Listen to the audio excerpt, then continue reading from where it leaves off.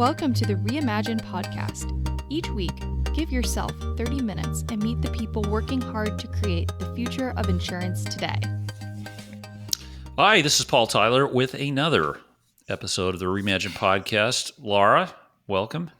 Thanks, Paul. It's great to be back, and it's great to have some familiar faces and some new ones with us today. Yeah. And John, thank you for joining us as a co-host. We hope to do this going forward as a regular practice. Great. Thanks, Paul. It's great to be here, and it's such an important topic of innovation. So it's very important. Yeah, and I want to thank you. I want to thank you for leading a great panel discussion on risk and managing risk in cybersecurity and innovation in our event actually, Laura, 2 weeks ago, right? Innovation Retire Tech. Great turnout. And we're going to put that up. We're going to share some of those conversations in future podcasts. Are we going to package up some of the panel discussions and share them in the next few weeks? We are. So in the next few weeks here, be on the lookout. We're going to package each one of the panels up individually, and we're sharing information about the landing page so you can access the content as well. Okay, great. And do you want to do the honors of introducing our guest today? Absolutely. Thanks so much, Paul. Today with us, we have Roger L. Martin, a professor of strategic management emeritus at the University of Toronto's Rotman School of Management, where he also served as dean. In 2017, Thinkers 50 named him the world's #1 management thinker. He's published 12 books, and we're actually here today to talk with Roger about his latest book, A New Way to Think. We're going to be talking about driving innovation inside corporations as well. Yeah, thanks. And just before we jump in, I've got to just add my personal note is I actually started my career in Cambridge, Massachusetts, under Roger's leadership of this consulting firm. So I got to see him very early on. So welcome. It's great to be with an old colleague. I'm very proud of being one of the graduates of Monitor Company from that era. I suspect you are too. It was a good group of folks, including you. Oh yeah, a great group. I think it was a real special time. I think I joined just about the time you had your 10th anniversary, and maybe we could just first sort of step back before we drive into innovation. Talk about just driving change inside corporations. Now, when I was there, and you're going to please correct me if I'm wrong, Roger, but the mission statement at that point was we were out to create informed choice that leads to timely action. And I think it just stuck with me. I've used it in a number of places. I'll tell you, I've stolen it. People say, Paul's smart. But Yes, you are. Yeah. So I guess just kind of stepping back, and I think back to that era and today, I mean, changing how corporations think and behave is incredibly difficult. And I guess what's the same and what's changed, Well, on that front, I don't think much has changed, Paul. I mean, I think it still is hard to get anybody, and certainly a group of people that make up a corporation to kind of change their mind. I mean, actually, my first HBR article, while you would have been there, it was in 1993, was called "Changing the Mind of the Corporation," and it chronicled kind of some of the things I think about how you've got to produce change. I would say to anybody who wants to produce change in an organization, you really have to start where they are at. There are lots of change agents who say, I want whatever I'm trying to change to be different than it currently is. And they shoot themselves in the foot by really not understanding. The question I always want to ask is, why are things the way they are and not some other way? Unless you can answer that for an organization. And if your answer is because they're stupid, or because they're lazy, then you're going to get nowhere. You have to understand why it's sensible for them to be doing what they're doing, right? And really appreciate that. And then if you do that, if you empathize with them and appreciate it enough, they will listen to you when you say, could we do a thought experiment to say what might be another way of thinking about what you do, how you do what you do in a way that would produce better results? Now, if the results are great right now, good luck. right? Your only friend in bringing about change is if you can point to something that they are unhappy with. So however they're doing what they're doing produces results and they wish they were otherwise, right? Then you can say, okay, I understand why you're doing what you're doing, and here's why that's producing what you're getting, and I understand you don't like what you're getting. Your sales are growing too slowly, or you're losing market share, or other people seem to be innovating, inventing things that we could have invented but we didn't, and now we're getting behind. Something like that. You can say, well, here's how we could take the way you're thinking and modify it in these ways to get there.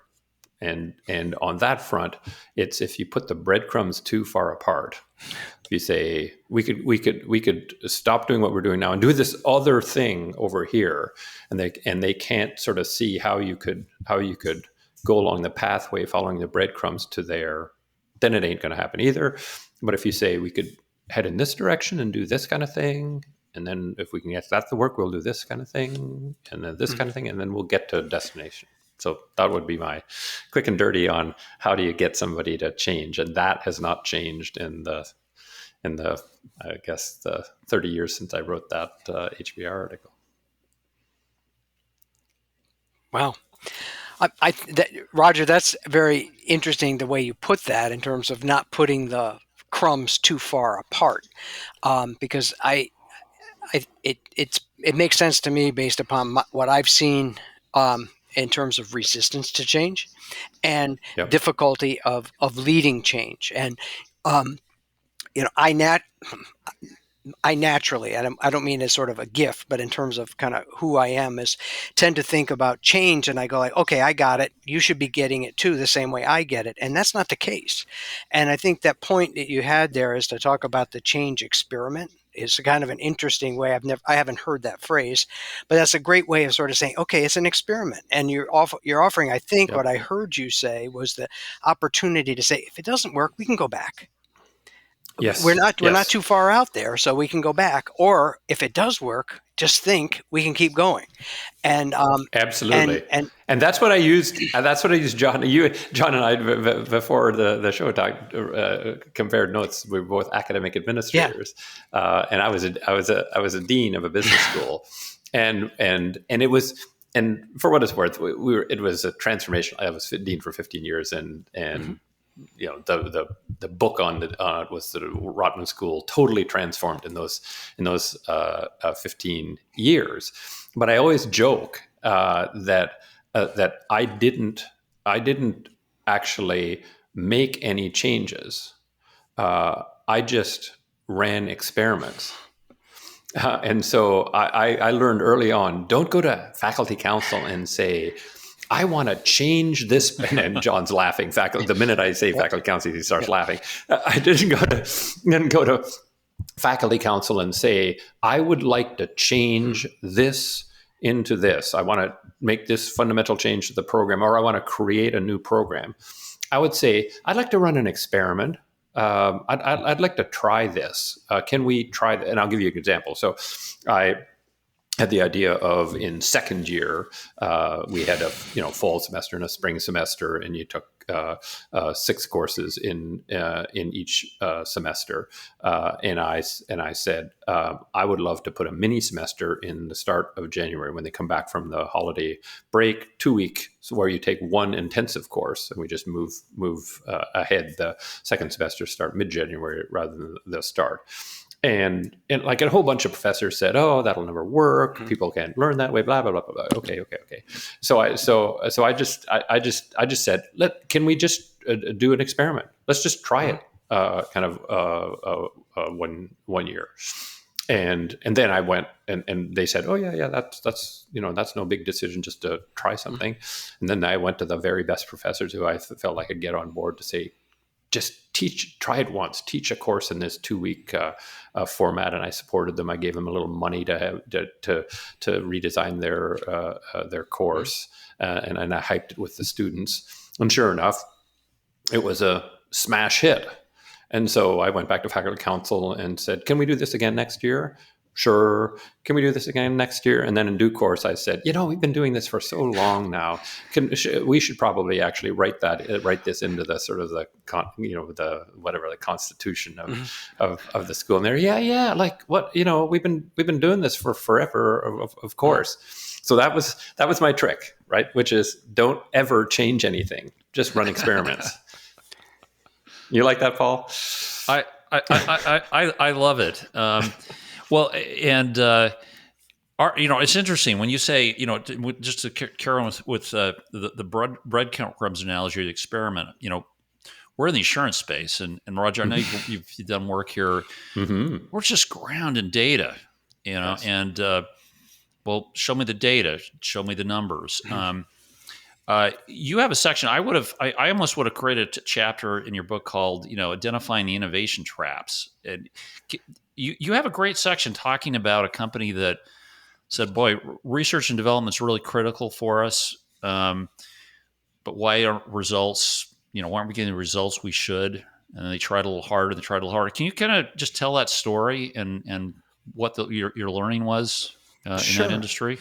Sure. Well, I mean, the challenge, the real challenge in innovation, I think is sort of twofold. One has to do with data, as you say, and the tricky thing about data, even though everybody is so excited about data these days, and you would know, Paul, from my reputation back in Monitor, I was a data hound just like everybody else there. But the real problem with data is the idea that all data is from the past, right? As at the time you're analyzing, right? So you're analyzing on Tuesday afternoon at 5, right? All data that you could possibly use has to be from the past, otherwise you can't analyze it, right?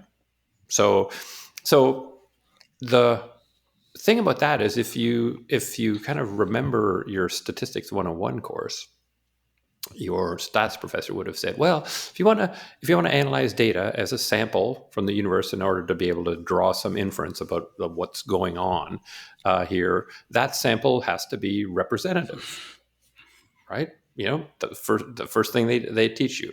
You can't say, we want to figure out what people want in their electric vehicle and then ask a bunch of guys, or ask a bunch of ladies, or ask a bunch of young people, or ask a bunch of old people and say that, because that's not representative of the universe. You've got to ask a representative sample of young and old, male and female people. Okay? So the only way that data, right, can be representative of the universe in which you're trying to figure out something is if the future is identical to the past.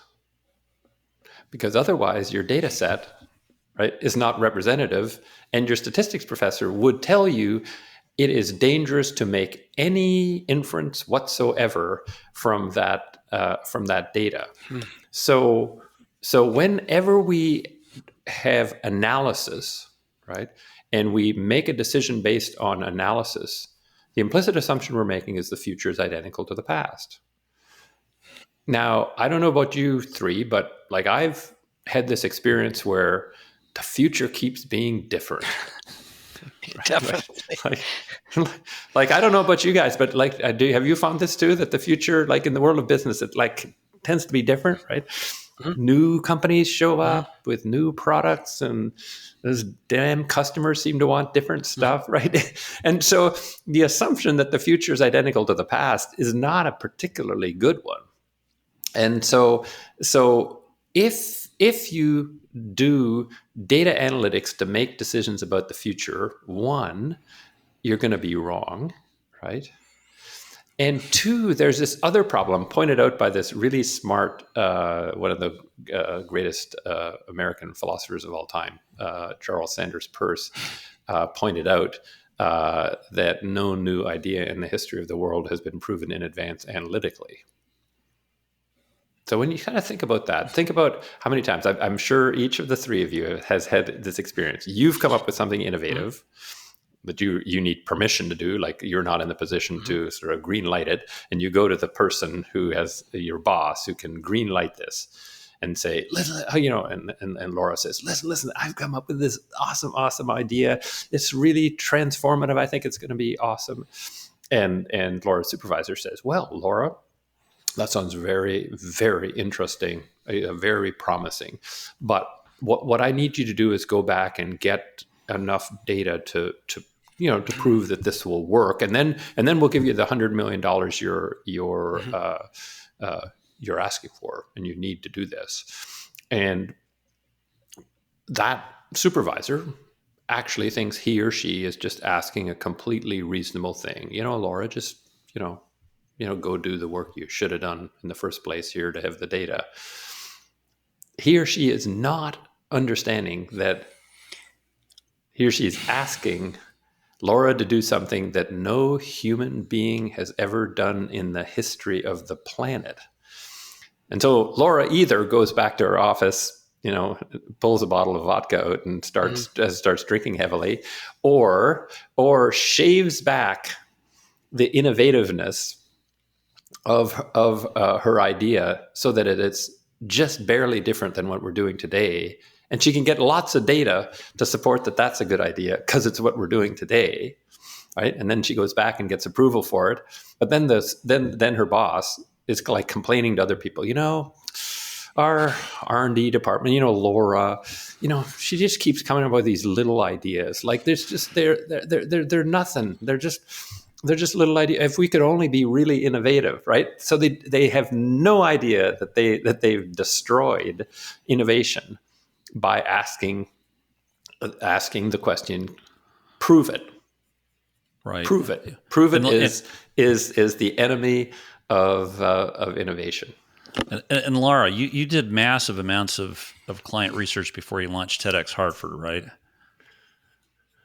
Not. No, it's interesting, right? Because you talk about data and how you can't, we can't see into the future. Well, I can't see into the future. Who knows? Maybe someone out there can. But it begs to ask the question, should we be listening differently? If we want to listen just to data and have data be the thing to tell us that these innovative ideas are the right ideas because we can prove them, yet if we can't prove them because there is no data, should we be asking different questions or listening in a different way?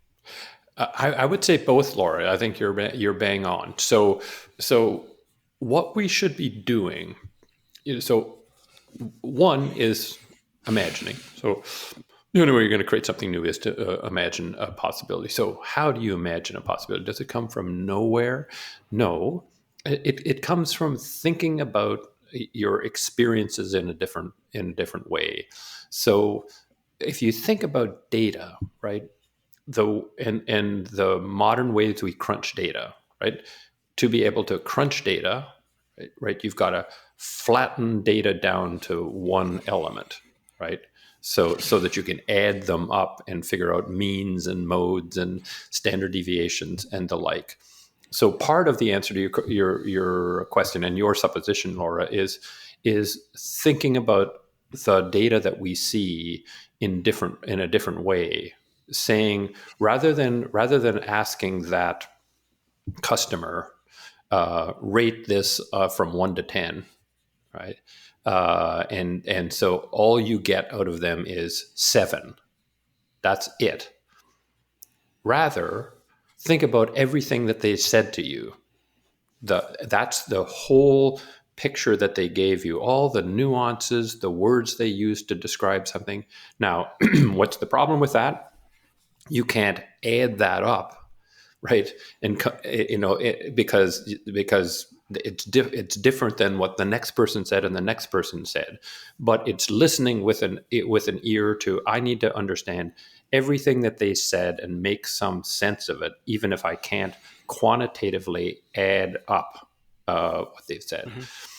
And the other, so that's listening differently, listening to come away with an entire gestalt of that conversation rather than the one variable that I'm going to pull out of that. Then the other thing to do is to be watching for things that are analogous, right? And the philosopher who I care most about of any, Aristotle, said this metaphor is the most important thinking skill you can have. So how many times, right, can you trace an innovation back to, well, they did this thing over here in this other industry, and I think it can be applied over here. It's like Johnny Ive saying the Savoy Camera Company back in the 60s said cameras are boring. They're dark, brown or black. How's about we make them in colors like tangerine and aquamarine and the like? And they were super successful. Totally frame breaking. That's cameras. Johnny Ive, I'm a computer guy. But computers are kind of the same way. They're all dull gray, kind of like they fade into the background. They're nothing. What if we made tangerine and aquamarine and grape-colored computers, right? So did he have data in the classical sense of data for that, right? Many examples in the computer industry of using colors, a statistically significant sample. No, he had zero. And in fact, it was one data point from another industry. But was it completely irrelevant? Well, no, it was a product that consumers use, a product that they're used to having look really dull and boring, that when the camera company kind of upset the apple cart and created something new, there was this that people glommed onto it and thought it was the coolest thing. So he used that to analogize to, we could do this. And that's the origin of the iMac. Did the iMac come and that Pantones, he used that? The cool thing to this story to me is that he used precisely the Pantones, right? The exact precise Pantones. So even though this was the most innovative, computer kind of visually that you've ever seen, in one way, it wasn't innovative at all, right? So I think innovation, comes from a few forms. One is this depth of understanding of fewer data points, kind of using metaphor. And the other thing I think about innovation is that the enemy of innovation is means, medians, and modes. Right. And this is what's problematic about data analysis. People say, oh, shouldn't you analyze all the data and do all this imagination stuff, Roger? Right? People always tell me that. I say, yes and no. The real danger is the minute that you analyze data, kind of where is your mind drawn to, right? It's the regression line, right? Right? It draws you to the mean. It draws you to the regression line. It draws you to the center of the distribution. What fades in your mind, right? The outliers. Because they're in some sense problematic. They give you a higher standard deviation, a lower R squared, right? All of those things, they're bad. I think it's from the outliers that you learn strange, odd things that can help you innovate. I mean, that's how we got personal computers, right? Personal computers were crappy little powerless kind of things, right? That's what they were. They were slow, no power, fragile, all of these things. But who wanted them? The average person? No. Hackers. People at the very fringes of the use of computers who said, I don't care about that. I am not lining up at the IT department to have them decide when to put my program into their compiler. I want my own keyboard that enters things into my computer. And even if it's a sucky little thing with no power or anything, I'm going to do it. They were the outliers. They were the extremists. You had to avert your eyes to the mean and median to find that thing. And it turns out, right, that there were more people when exposed to that said, oh, I like that too, but would have never in a million years told you I like that. because they would have said, no, I'm fine. I'll line up with the ID department and have them run my program when they feel like it, or I will wait 10 years for them to develop the software that I've been asking them to do because it's on there. But then when they said, oh, these little boxes actually work. And sure enough, in due course, they became the new regression line PC users, because that was everybody. It was the regression. It wasn't at the start. So think analogy, think depth rather than breadth in data, and stay away from the median if you want to innovate. Roger, that's very interesting because as a human, I think we all have a tendency to want to stay in the safe space. And that's why we go, I think we go to the regression line, because we go, well, it's safe there. I can't get in too much trouble if I stay right on this line or closely to it, because then I'm not going to do that. But I won't get fired for buying IBM. That's exactly it. Exactly. And it's interesting because I think in the insurance space that I have spent a lot of time with from a financial perspective and from an operational perspective was trying to get changes. People say, well, your data is not credible. You don't have enough data points to support this. And so I went back like sulking and sort of saying, how am I going to get more data or whatever? But I think it all goes back also to your original point about, don't move the crumbs too far apart and say, yeah, but we got this outlier here, which is pretty interesting. And it makes sense to listen to and look at the outlier, because that probably represents if we look at it from an insurance or a risk standpoint, it's an outlying risk, but it has a low frequency, but it has a tremendous impact if we get a hit in that risk area. And so let's understand that, because it could have a knockout punch, and everyone say, yeah, but we're on the regression line, so we're safe here. Well, you may be safe for a few minutes, but in a rapidly changing world, like you say, if the future is different than the past, you're pretty vulnerable if you don't start to look at some of those outliers. So I think that's a very interesting perspective. My personal experience was to sort of just feel badly, put my shoes and go back to my office and say, change will never happen. But maybe it's like how I presented that, my idea was more, I set myself up to be turned away because I wasn't helping the decision makers look at the world differently. Right, that I think you've put your finger on an important challenge, and that's where I really think in the innovation world, this idea that's typically attributed to my friend David Kelly and my now late friend Bill Margaret at IDEO of the rapid iterative prototyping.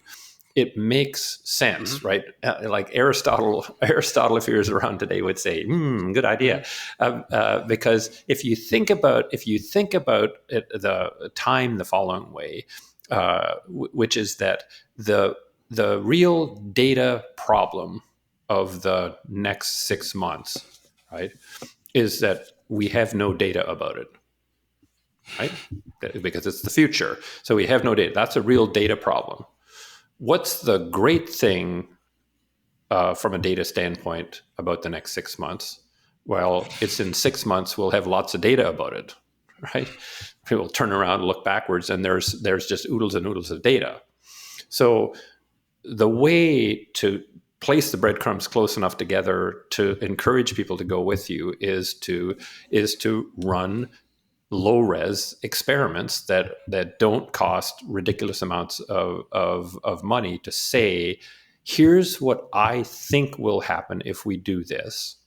So you're being like Babe Ruth, or we like Babe Ruth because he pointed to center field and then hit it out, right? Lots of baseball players hit home runs. They didn't point to center field and then hit it over where they pointed. So you say, here's what I think is going to happen. Mm-hmm.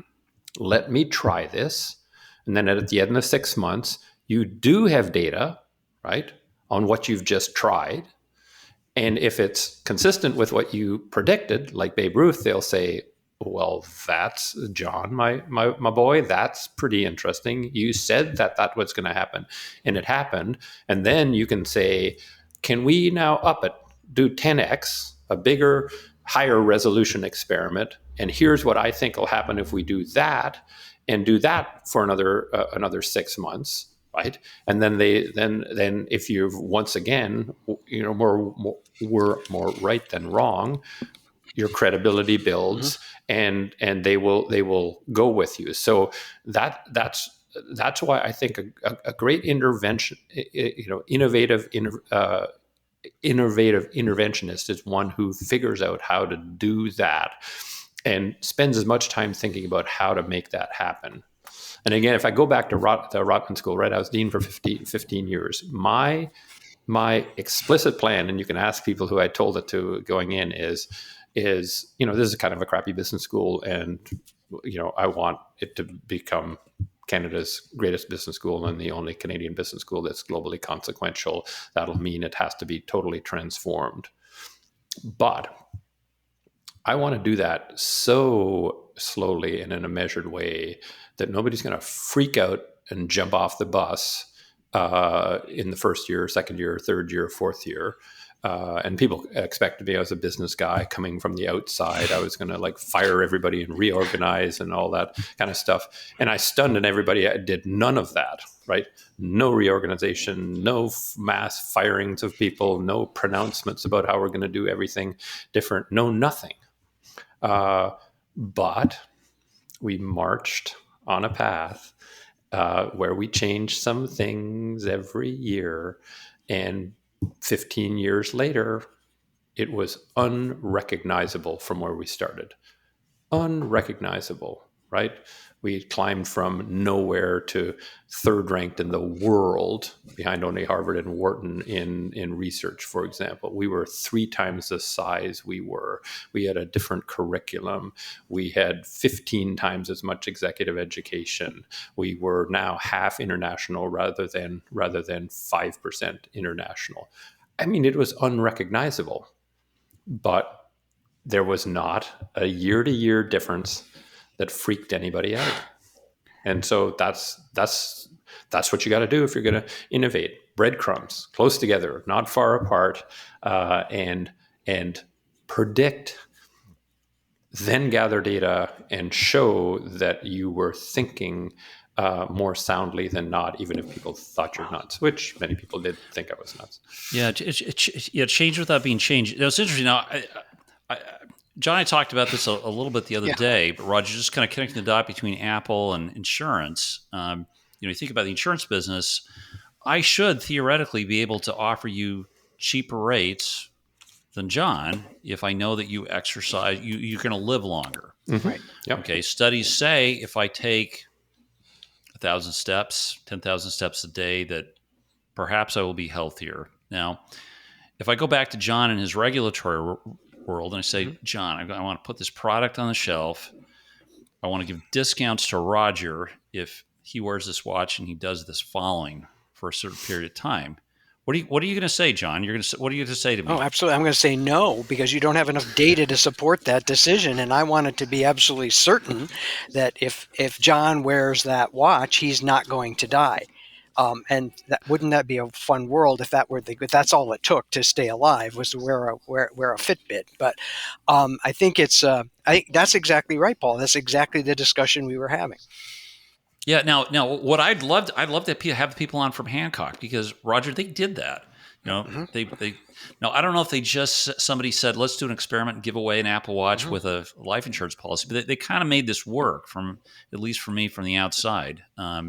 I bet they took small steps. Is my bet, right? I bet they gave it out to 1,000 customers and observed what was happening. I mean, and in life insurance, it's trickier. The time frames are longer, so getting results can take longer. But I suspect they did, and it's all. And this, you pointed out, I have a chapter in the book on this. It's when you're designing something innovative, designing the intervention that will cause the change is as important as the quality of the change itself. And most innovators are really uninterested in designing of the intervention. They're into designing the artifact. And the success we had at the Rotman School, for example, was had as much to do with the design of the intervention as it did the design of the artifact, right? And my example earlier of that mini term, right? Mini term is an awesome innovation. Students love it. It's like, kind of constantly, massively subscribed to this day, and I've been long gone. There's not a chance in the world that anybody would get rid of it. It's there because of the intervention design, because it wouldn't have been if I'd have gone to faculty council and asked for a change in our policy to make 3 terms rather than 2 terms in the second year. It just wouldn't have happened. Flat out wouldn't have happened. Well, Paul, I have to tell you, when I was in the regulatory role, your example company that you gave was an absolute, when their filing request would come in, everyone would roll their eyes. Here they go again. It's another one of these things that's based on something. It's a slice versus having this massive study that said it moved, but nothing ever. Everyone likes that safety because of it, and nobody's going to go insolvent as long as everyone stays the path. And that's not necessarily true, but it's a very good point. Roger, Paul and I had a great conversation about things. And, one of the things we see, Paul and I agreed upon also, was this issue of, the perspective of change from the shareholder perspective to the stakeholder perspective, where you bring in a much broader set of perspectives of people or organizations that are impacted by the change. And we've had our share of, and I've seen my share of saying, yeah, but the shareholders won't go for it, so we're not going to do it. Or if we just stay the course because that's what they expect us to do if we don't want to get too far away. What's your perspective on sort of help, that shareholder versus stakeholder perspective with respect to facilitating innovation and change? Sure. Well, I am sort of fascinated / perplexed at the degree to which CEOs think lots of things are changeable, right? So we could offer different products or services. We could have a different distribution channel. We could target different customers, right? But our shareholders are our shareholders. And I'm sort of like, why? Right? Mm-hmm. Like, why are they sort of, kind of, it's sort of like, is this like the tablets, the Moses and the tablets, like they were given to you, and that's what you had, right? Like, why aren't they a variable too? And why can't we say, in order to do this strategy, to pursue this strategy, what shareholders do we need for that, right? And then get those shareholders, rather than take shareholders who don't want you to do what you're doing, and somehow try to convince them. Right? And that's what Paul Pullman did, right? When he took over Unilever, he said, here's the deal. The problem with Unilever and why our shareholder returns are so crummy is we've been underinvesting in our brands, underinvesting in innovation, and the world is becoming more environmentally conscious, and we're showing no interest in that whatsoever. So here's the deal. We are going to invest in our brands much more brand building. We're going to invest way more in innovation, and we're going to be ahead of everybody else in our sector on environmental sustainability. And here's the deal. If you don't like that as a shareholder, do me a big favor, sell your stock. That's what he did. And it wasn't much more subtle than that. Maybe I've heard enough. And of course, I'm sure his IR people were like apoplectic, and life as we know it on the planet is going to end because you just said those words, Paul. The stock traded down a little bit. I think it went down as much as 7%, but was back up above its current level within 6 months. And what Paul did was go around the world for 2 years, visiting with long holding pension funds, family offices who were interested in that as a strategy, right? So that he transformed his shareholder base into a shareholder base that actually was completely aligned with what he wanted to do. And when 3G, right, the Brazilian PE guys who had done Kraft Heinz, and Kraft Heinz was already starting to not look so great, and so they, if something is not looking great, you try to create a distraction. So they try to take over Unilever, and every single 3G takeover initiative until that point in time had been successful, because they'd go to shareholders and say, those morons running your company are doing a bad job. Here's what we're going to do to fix it. And they went to the shareholders and said, these morons are caring about sustainability and brand building and investing in R&D, and we're never going to make any money doing that. We got to cut costs. And the shareholders said, could you shut up and get out of my face? And they gave up in a couple of months, gave up completely, because they got no traction. Why?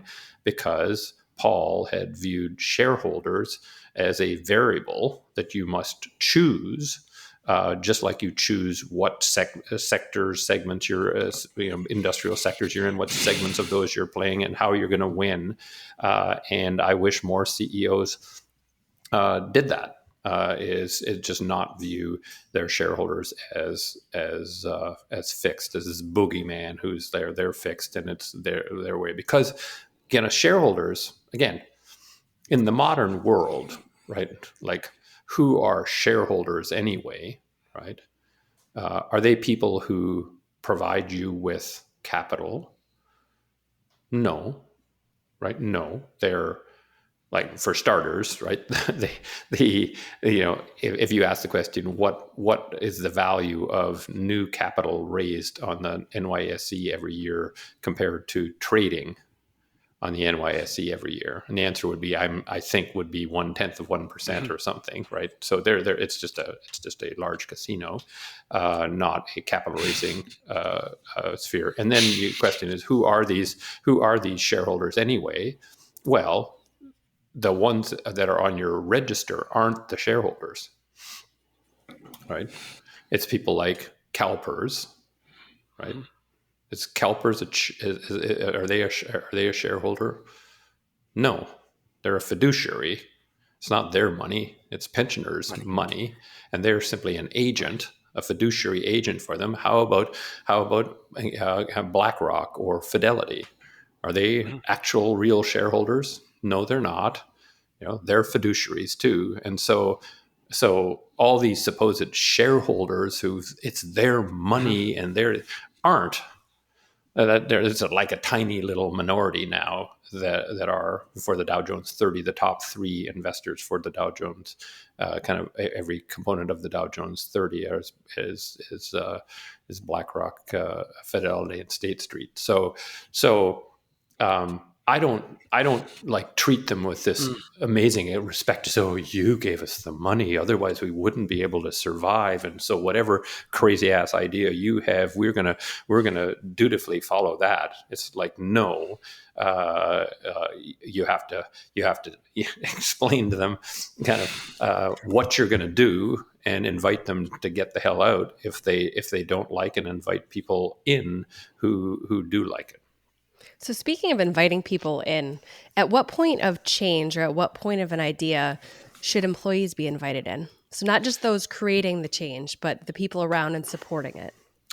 I mean, I think early on, right, is the answer, but in correct proportion to their capabilities, right? So I'm. Some people kind of think of me as this great kind of Democrat because of some of the things I say. Not political Democrat, but sort of, corporate Democrat, where everybody gets a stake and you should have everybody vote on everything. kind of no. But I am a believer that different people in the organization, by dint of where they are in the organization, have different skills and capabilities for making decisions. And if you just generally think about a corporation as some kind of a pyramid, right, which is what it is, or triangle, they just are that way. As you go up the triangle, you have a greater capacity to understand how the pieces of the entire puzzle fit together, right? Because you said the CEO is the greatest. He or she understands kind of how this division relates to this function relates to that, whatever. And people down below have much less capability to understand that. Because they're stupid? No, it's because they're sitting somewhere else, right, with a different set of daily experiences, right? As you go down the organization, what is the thing that those people farther down the organization know more about than the people at the top of the organization? I would argue it's what customers want, need, care about. Why? Because they hang out with them way more than the people at the top of the organization. People at the top of the organization have jobs to do other things that don't give them as much time as the people down below to figure out kind of what customers want, right? And that would be just one example, right? Another example would be, how the equipment in the plant works, right? People there know much more about that and what it can and can't do versus people at the top of the organization who are more distant. So my belief is that you should be trying to align the decisions that need to be made with the people in the best position to make those decisions, right? So I wouldn't ask people at the bottom of the corporation, what industrial sector should we be in? I wouldn't, because I don't think they know. But if I'm saying in the widget business, how should we really kind of win with customers, and what are customers really interested in? I wouldn't ask the CEO to answer that question. And I probably wouldn't even ask the head of the widget business to answer that question. I'd ask somebody who goes and works with those customers all the time, sells to them, does service for them, and whatever. And so the best strategies, I think, come from taking the best and most out of everybody in the organization and figuring out how to help all of them make decisions together in ways that take into account kind of the lives and their jobs that give them more or less access to this versus that sort of thing. Yeah, you mentioned earlier, Roger, the intervention, the importance of the intervention. It's kind of my head connects with the people and where your discussion is going right now.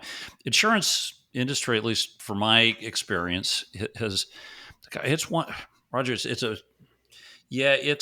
pyramid, but it's a steep one, because we have so many different, very narrow pieces of the business that it takes years to learn at this point. And then who can actually connect them at the top? Frequently, CEOs just don't know it. They came from one division. They're learning how kind of all the pieces get together. Now, throw COVID on top of this. It's a really interesting time for a business. We have pressures. Everybody's doing a digitization strategy. They're all looking at new products. How do you go to market with consumers? I had dinner the other night with Dave Levinson, who runs LIMRA. He's CEO of our industry association. He said, Paul, the industry has hired so many new people into the businesses, but into their companies today. But because everything is working remote, they're coming in new. They just don't have any. It's hard for them to kind of get grounded in not only the company but the business. How do you do an intervention? And how do you design a successful intervention for change, which is compelling? I think a lot of people in our industry knows it. When, boy, you've got a lot. There's the inertia towards disconnection is so high. Yeah. Well, I guess it's whenever you have diversity, right? Something that you can identify as diversity. In this case, it's a form of diversity, right? People steeped in industry knowledge and new people who aren't coming in. I mean, your task as a leader is to figure out how to make the most of rather than the least of that, right? Right. The way to make the least of it is what most companies do, to say, this is the way we think around here, and you diverse people, please shut up, right? That's the way to make the least of it. Great leaders, I think, make the most of it. And I think they would be sitting down the people who have lots of industry experience with the people who have none, to say, we got to make some decisions here. And I would love the people who have deep experience in the industry to say, here's the way they're thinking about it. And then all you people who have not got any experience in the industry, take your experience from the other industries and say, what questions arise in your mind where you say, well, I can understand how that works there, but I kind of wonder about this or that, and surface the questions that come from the diversity of in experience and out have, and then just tackle those questions. But the key to me is really, inviting in a constructive way that those other perspectives, rather than stifling them. Or would I start the meeting saying, okay, all you people who aren't in the industry and are just new to the company, could you tell us how to run this? Right? That would be like a dumb way to start, right? Because they have no context for giving their thoughts and opinions. In some sense, you need to give them the fabric of, well, here's how we're thinking about it from the inside. Help us think better. So designing that is, I think, is key to it being productive and successful. Oh, this is great, Roger. I know we're almost at the top of the hour here. John, any final thoughts or questions? Well, Roger? I mean, Roger, this has been just amazing, and I think I have about 22 questions left.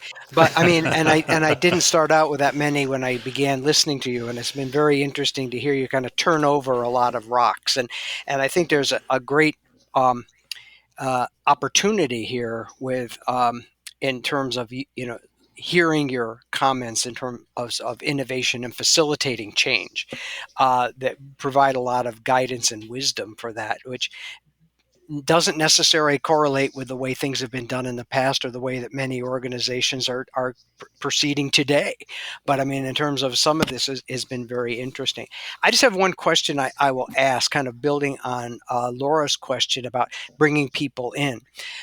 And if you bring it in and you do those right things, like you said about giving people context about what we're thinking about and then soliciting their change, there's a lot of emphasis today on diversity, equity, inclusion within organizations and making our organizations more diverse, more equitable, and include people in different perspectives. I think I know the answer, you would say, but what do you see as being an tool or an energizer for facilitating innovation or change? Yeah, I mean, this is a tricky and super important question, and I have probably what may be a slightly controversial view on this, and that is that I do not think many corporations are equipped to productively handle diversity. So diversity is going to be a tricky thing. It's super important, right? And we've got to do better on DEI and the D part of that, for sure. But here's the problem. The problem is people in corporations and corporations themselves have not been taught the fundamental tools and techniques for taking advantage of diversity. Right? So if you just think about how you've been taught, let's say you've had a business education, right? In that business education, you are you are immediately divided into silos. Laura, you're now in a marketing course, so we're going to talk about marketing. And if you raise anything about HR, we're going to say, Laura, could you just ask that to your HR professor, please? This is marketing, right? And then we walk you across the hallway to your next course, which is accounting, and you ask, what about this marketing aspect of it? No, don't talk about it. So you are taught to think narrowly in silos, right? Where there's a way of thinking that's appropriate to that silo, and any other way of thinking and any other conflict with that, you are taught that's somebody else's problem. That's certainly not mine, and I'm not going to help you with it. That's the biggest weakness of business education. It siloizes everything and teaches you to stick with one essentially philosophy for thinking about that. Instead of business education, when Laura says, yes, but what you're teaching me now in HR is inconsistent with what I was taught in operations. I just came out of my OR course across the hallway. It was last hour. Now, and you're telling me something different, right? What we need to be teaching Laura is, here's a technique for understanding what I'm teaching you in HR, breaking that down to the logical structure, and doing the same for OR. And then here's a technique for being able to say, how could I integrate those two into a better perspective? Okay? Because Laura doesn't have that, because she wasn't taught it, and she was implicitly taught, don't do that, right? By being slapped down every time she asks a question across it, she comes out into the business world as a person who essentially views a diverse perspective in business. She might not in her home life or in her social life, but in business, she's been taught a diverse perspective is a bad and dangerous thing. It just creates a problem, right? That's unfortunately what we have as the culture of the corporation now. And it's not because there are bad people in them. Those people go and act in more diverse ways outside, but inside they don't. And so I think right now, adding to the diversity of corporations isn't making them better. That's my controversial view. It should, right? In fact, it can be a monumental, game-changing strength, but only if we know how to make the most of it, right? Typically, when there are conflicting opinions in the corporate setting, right, the answer is to figure out which is superior, right, and dismiss the other point of view and double down on the one that's superior. So you get no value whatsoever from diversity. If instead we had in a corporation the natural reaction to, Roger thinks X and Laura thinks not X, for Roger to say, not X, what the hell is Laura seeing that I'm not? I better go and ask Laura, okay, tell me more about not X. What you think? Oh, you think consumers do that? You've seen consumers who do that, and the distribution channel cares about. Interesting. I've not seen that. And because I'm listening so much to Laura says to me, "But Roger, you said X. What are you seeing that I'm not? I'm not seeing." We explore each other's point of view, and then we come up with a hey. If we combine a little bit of that with a little bit of that in this new and interesting way, man, would that be killer? Then what we come away from the meeting saying is what? My biggest, best friend and enabler is what? Diversity. That's where we got to get to. And that's why, for sake of argument, that's why for the 15 years I was dean at the Rotman School, I made integrative thinking one of our key thrusts, to teach the Lauras and the Rogers how to say diversity is such a benefit. It's an opportunity you should seize, jump in with both feet, seize it. And here's the thinking methodology for doing that. So it's a big and complicated question, John, but I think there's a thinking infrastructure that we have to put in place, and it ain't diversity training. That's for darn sure. It just isn't. That is not solving. That is not solving the problem. It's a thinking style that is the important thing, and it's missing flat out. Thanks for sharing, Laura. Yeah, and so that actually that hit on a few different levels. In high school, when I graduated senior year, my superlative was teacher's worst nightmare, and it wasn't because I acted out; it was because I asked too many questions. Yes. So for me, it's bad girl, Laura. Too many questions. I had to see the world a different way. But I'm going to follow up with probably either a question that's going to be easy to answer or slightly more difficult. It's up to you. What is your why? Why do you do this? You've done a lot, but what is it that motivates you day after day? I guess I have an instinct for trying to help people, and I just hate to see people bogged down by ways of thinking that don't get them what they want. I tried to be fairly agnostic on trying to suggest what they should want. But when they want something and they're thinking about it in a way that doesn't get them there, it just makes me sad. And so I try to offer people better ways to think about what they're thinking about, so that they get farther in a direction that they can. And when they do and get back to me to say, hey, Roger, that way you gave me to think about this enabled me to have this breakthrough or that makes my day or week or month. So that's the why. Hey, well, thanks so much. Roger, Martin, thanks for joining us. We will put a link to your book in our show notes for any listeners who want to make it buy it easily. What's the best way for people to stay in touch with your work, your thinking? I know you're a regular contributor to HBR. How else? Well, I've organized I've written, as you know, a lot.